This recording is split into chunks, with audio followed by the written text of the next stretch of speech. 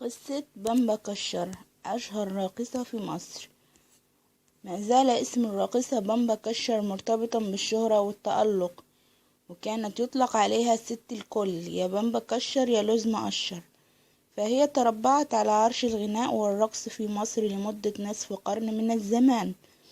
ولدت عام 1860 لأشهر عائلة من عائلات مصر. جدها لأبيها هو السلطان مصطفى كشر، ووالدها الشيخ أحمد مصطفى أحد قارئي القرآن المشهورين. تزوجت والدتها بعد موت أبيها من المقرئ الشيخ إسماعيل شاه القارئ الخاص بالخديوي توفيق.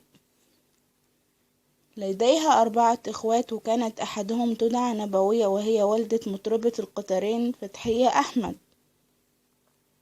نشأت بمبا كشر على حب الفن منذ صغرها، وانتقلت إلى حي الحسين، وتعرفت على أشهر علمة وقتها سلم، وهي تركية الأصل، واقتربت منها بمبا ثم قدمت الموشحات القديمة.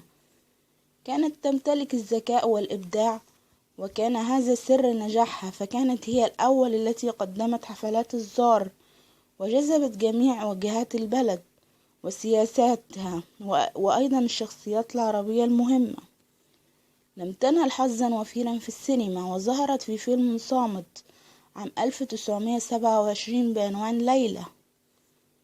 تزوجت بمبا كشر 7 مرات، الأولى من شخص من عامة الشعب، وبعد فترة تزوجت من الفنان سيد الصفتي، وتزوجت من توفيق النحاس، وأنجبت منه حسين وخديجة.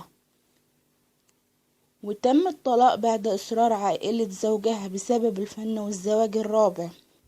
والزوج الرابع كان من أثرياء وجه قبلي، الذي أعطاها مهرا 60 فدانا، لتتزوج بعدها من الخامس الذي غمرها بالهدايا والذهب، ثم عازف القانون في فرقتها الموسيقية. والأخير كان أحد أثرياء القاهرة، كانت ترقص على رأسها صينية ممتلئة بالمال والذهب، وكان البشوات يطلقون عليها ست الكل. كانت تشترط ألا تشاركها مطربة أو علمة أخرى الحفل الذي تحييه. قامت بفرش شارع الموسكي بأكمله بالسجاد الفاخر بعد عودة سعد زغلول من المنفى.